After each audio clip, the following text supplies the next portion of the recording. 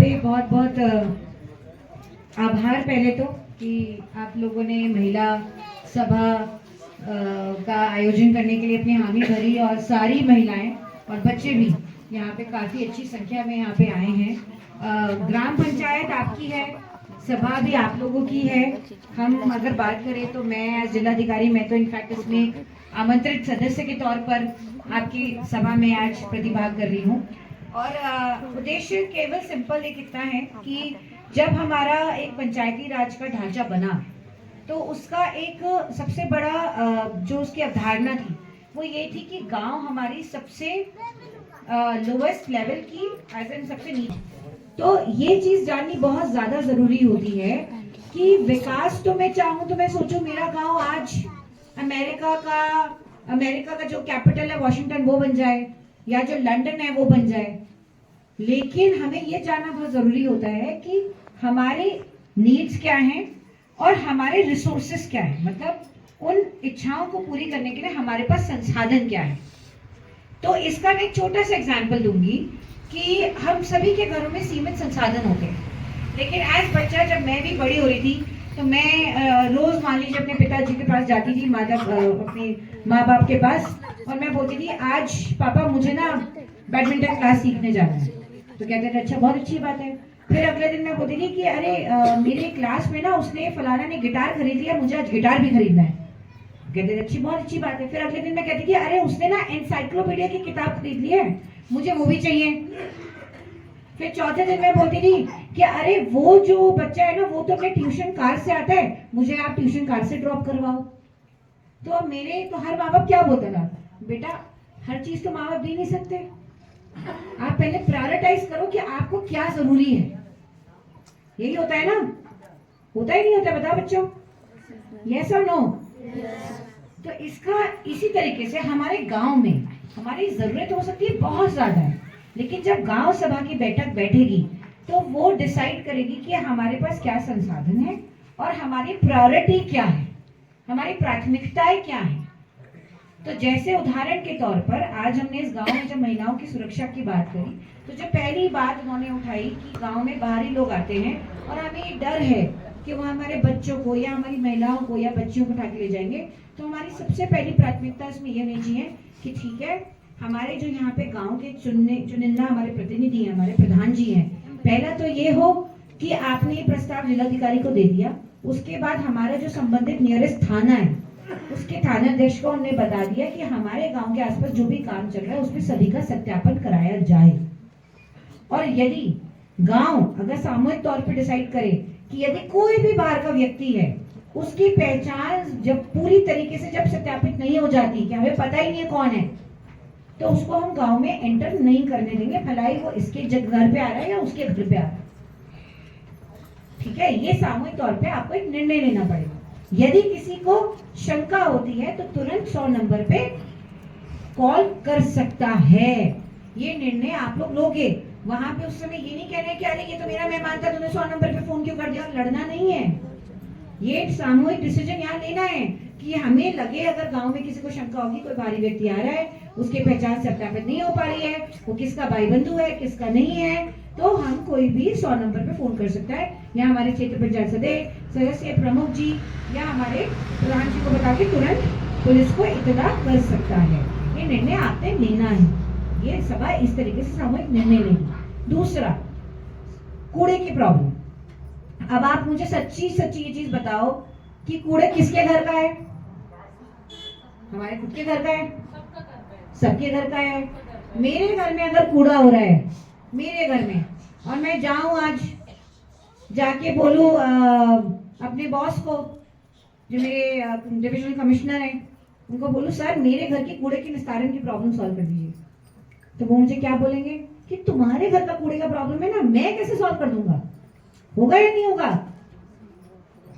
अब आप लोग, मैं मतलब बोलूं कि अरे माननीय मुख्यमंत्री जी ये प्रॉब्लम है, तो ये डिसीजन में आपको लेना है। गांव में पंचायत निधि जो राज्य वित्त से पैसा आता है, जो ब्लॉक में पैसा आता है, उसमें डेडिकेटेड 30% है ना, डेडिकेटेड 30% स्वच्छता के ऊपर खर्च करना है।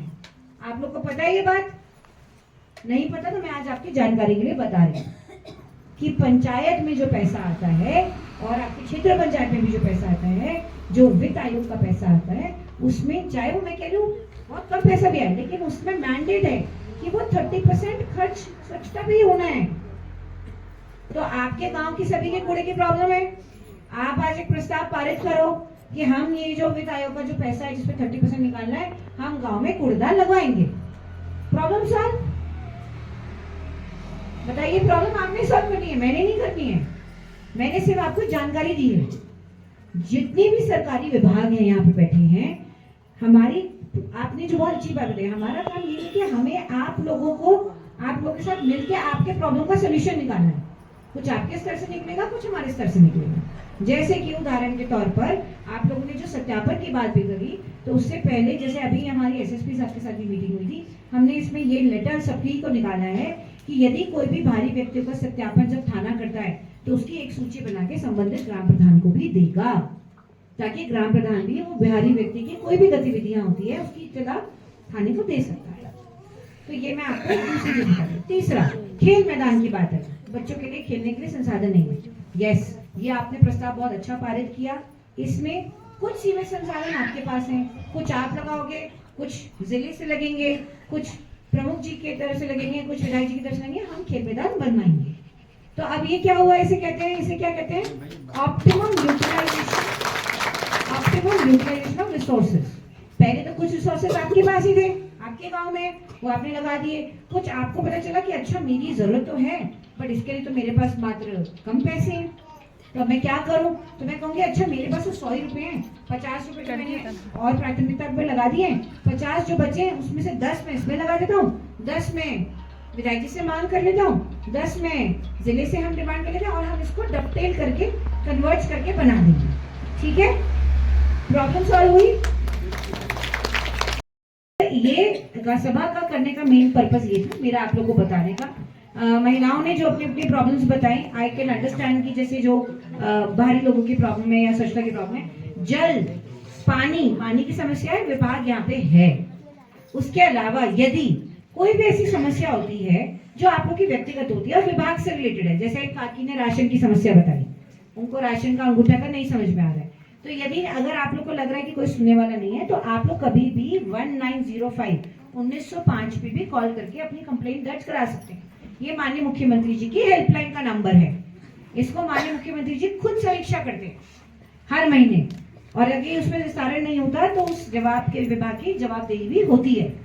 क्यों एक्सिन साहब, मांगे एक्सिन साहब, हाँ प्रशांत जी, करते हो निस्तारण? कितने दिन में करते हो? टेलीफोनिक भी मिल जाता है तो नेक्स्ट डे चेक। तो 19 से 5 में निस्तारण 15 दिन के अंदर हो जाता है। ठीक है, लेकिन आज जैसे मैंने बोला कि मैंने अपने माँ बाप से बोला आज मुझे बैडमिंटन दे दो, कल मुझे गिटार दे दो, ऊपर से मुझे इंसाइक्लोपीडिया दिलवा दो, तो मेरे बाप ने बोला कि भाई तुम डिसाइड करो तुम्हें क्या चाहिए। तो आपको अपनी प्राथमिकता कि हाँ मुझे पढ़ना अच्छा लगता है, मुझे पढ़ना है, और फिर उस पर फोकस होके काम करना है। अगर खेलना अच्छा लगता है, खेलना थोड़ा सा किसे इसे हम बोलते हैं कि रिलैक्स होने के लिए, माइंड को फ्रेश करने के लिए ना, वो खेलना है, वो घंटे भर का खेलना है।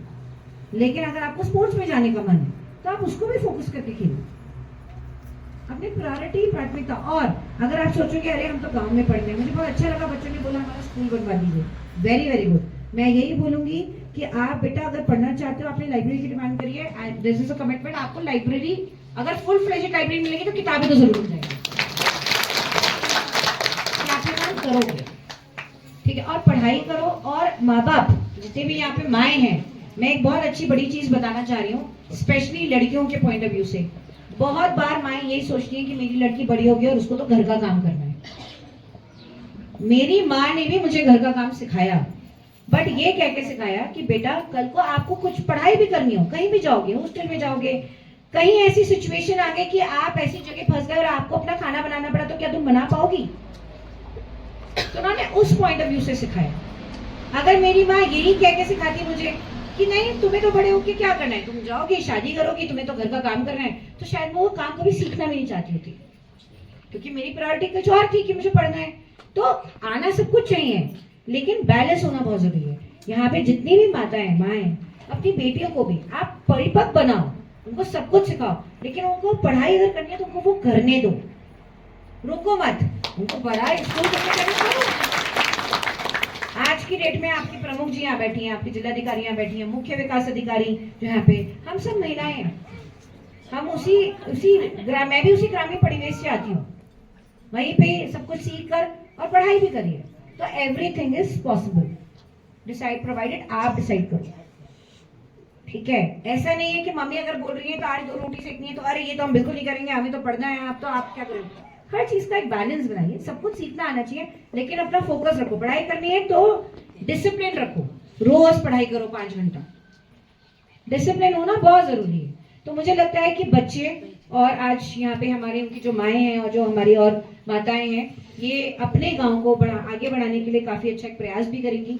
और हम लोग मैं फिर भी आप दोबारा रिपीट करूंगी, हम जितने लोग यहाँ बैठे हैं, हम आपके विकास की बहुत छोटी सी कड़ी है।